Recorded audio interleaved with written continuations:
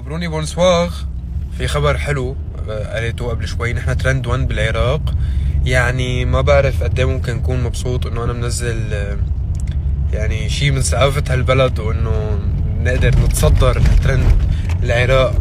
يوبرني ربكم. هي شغلة. في عندي خبرين كتير حلوين هلا كمان بتذكروا. الأصلية وما حد خذها مني بعناد العالم قراب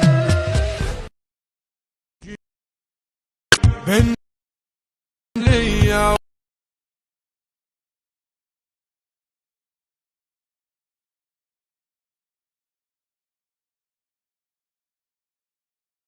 بروني بونسواغ. في خبر حلو قريته قبل شوي. نحن ترند 1 بالعراق، يعني ما بعرف قد ايه ممكن اكون مبسوط انه انا منزل يعني شي من ثقافة هالبلد، وانه بروني نقدر نتصدر بالكوكولا ارينا العراق. يعني اعتدنا على يوبرني ربكم. هي شغلة. في عندي خبرين كتير حلوين هلا كمان بتذكركم. واخي الكبير يعني تامر حسني، وفي مفاجأة حتصير بهي الحفلة تحديدا. كتير حتحبوها. كمان رح يجي التيكت تزوروني. هاي اللينك. ناطركم، بتشوفكم، مشتاق لكم. بلشت حفلات الصيف.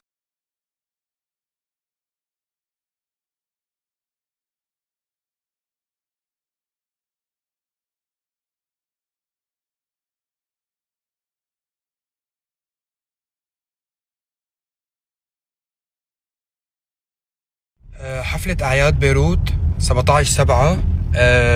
تذكرتوها؟ أعياد بيروت، المكان المفتوح يلي كنا ما بعرف زليار بني آدم من السنة الماضية. وبرني ربكم، اشتقت لكم. وشو كمان حاحط لكم اللينك هون. بدي اشوفكم بيروت. انا كثير مشتاق لكم، مشتاق اغني لكم الاغاني الحلوه الجديده بعد ما غنينا دكتور على المسرح وما غنينا جينات على المسرح. فدوى القلب كمان. اشياء دائما هي شغله. الشغله الثانيه نحن جديده وحصريه لكم انتم. في اختلاف السنه كثير رح تلاقوه. هلا انا ترك لكم اياها مفاجاه، بس حخبركم شوي. نحن صار في عنا عرض مسرحي كامل على البكله، على البكله يا ريس. وهيك كيفكم